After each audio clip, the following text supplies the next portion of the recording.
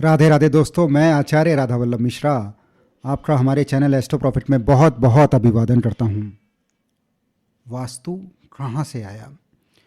तो वास्तु पुरुष की स्टोरी, उनकी कथा तो हम आने वाले एपिसोड में जानेंगे।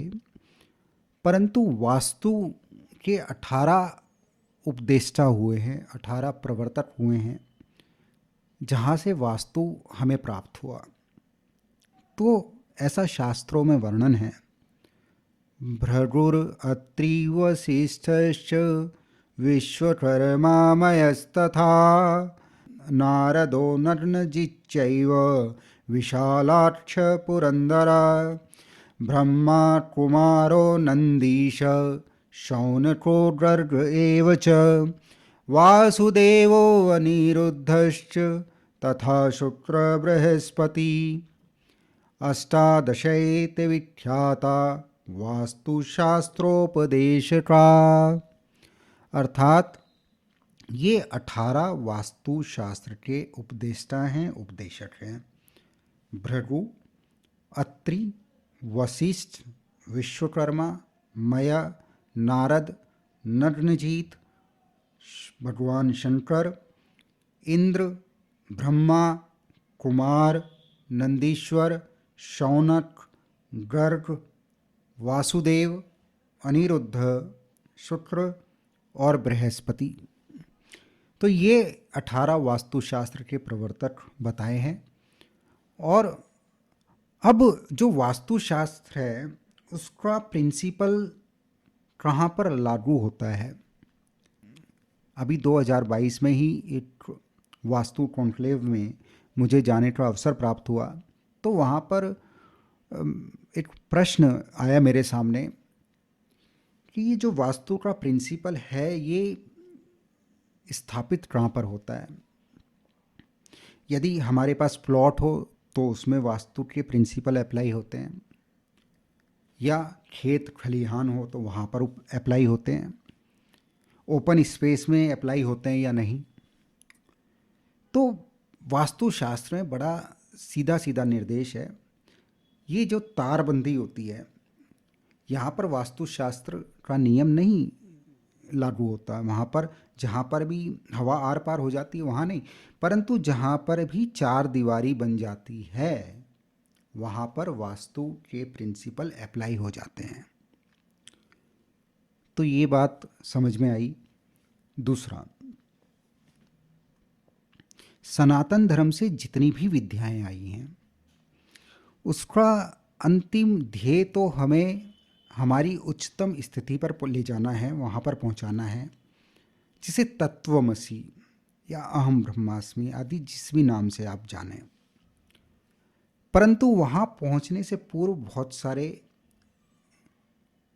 बाधाएं हैं, बहुत सारी समस्याएं हैं। वहाँ से होते हुए वहाँ पहुँचा जाता है। उसमें सबसे महत्वपूर्ण जो बात है वो है, जो हम प्रायः अपने जीवन में हमें सबसे ज़्यादा ज़रूरत पड़ती है, वो है अर्थ और काम। अर्थ से अभिप्राय है धन, जिससे हमारी ज़रूरतें पूरी होती हैं, और काम अर्थात हमारी जो इच्छाएं हैं, हमारी जो वासनाएं हैं, हम जो जीवन में चाहते हैं। ये दो चीज़ें जो हैं आपस में जुड़ी हुई हैं, परंतु ध्येय तो मुक्ति है, मोक्ष है। हमारे सनातन धर्म में आया है, आप अर्थ और काम के उच्चतम शिखर पे पहुँचो, परंतु धर्म के साथ। उसमें अधर्म नहीं होना चाहिए। इसीलिए धर्म, अर्थ, काम और मोक्ष, ये चार चीज़ें साथ में जुड़ी हैं।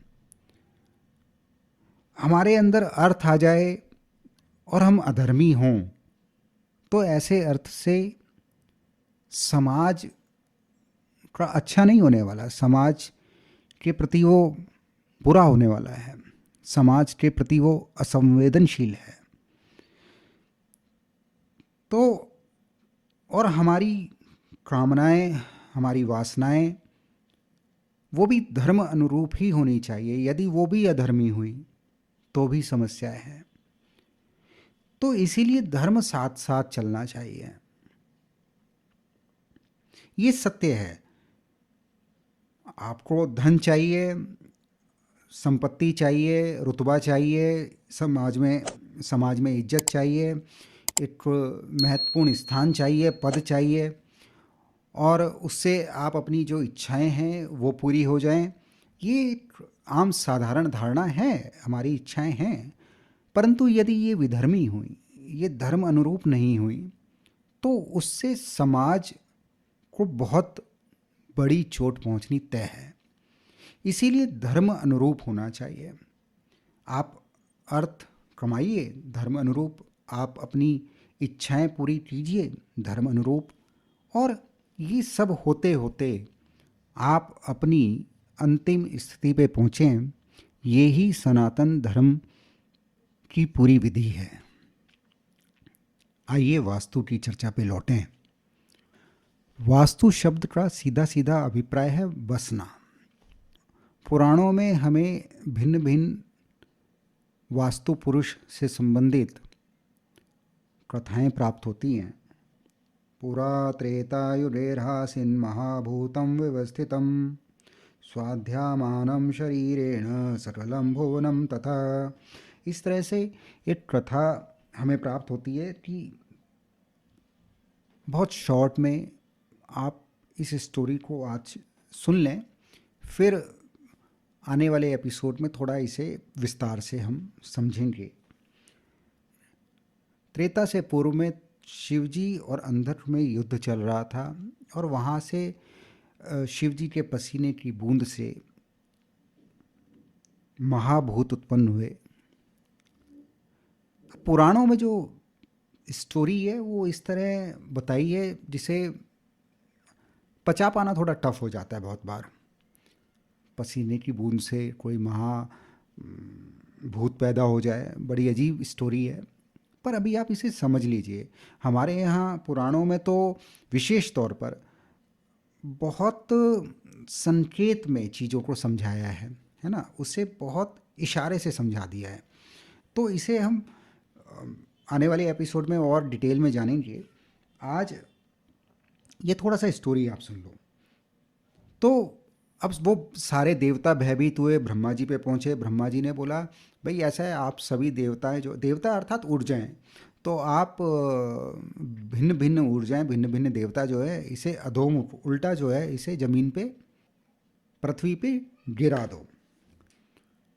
तो जब देवताओं ने उस महाभूत को पृथ्वी पर गिराया और उस पे देवता विराजमान हुए, तब वो जो महाभूत था उसका जो सर है वो नॉर्थ ईस्ट में, ईशान में था, और पैर जो है साउथ वेस्ट अर्थात नैऋत्य में थे।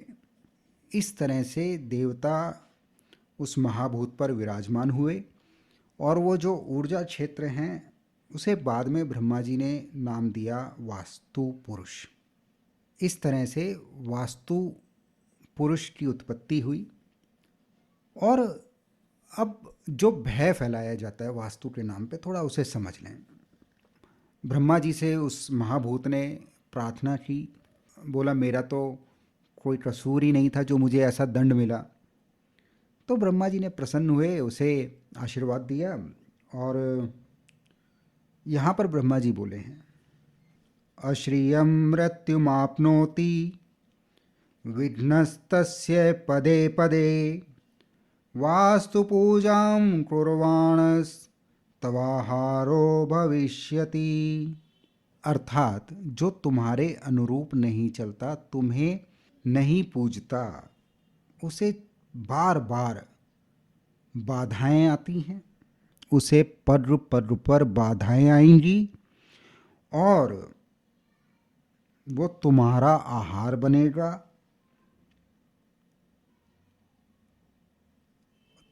अश्रिय, अश्रियम, उसे वो श्रीहीन यानी धनहीन, वो निर्धन हो जाएगा, वो धन के लिए परेशान होगा।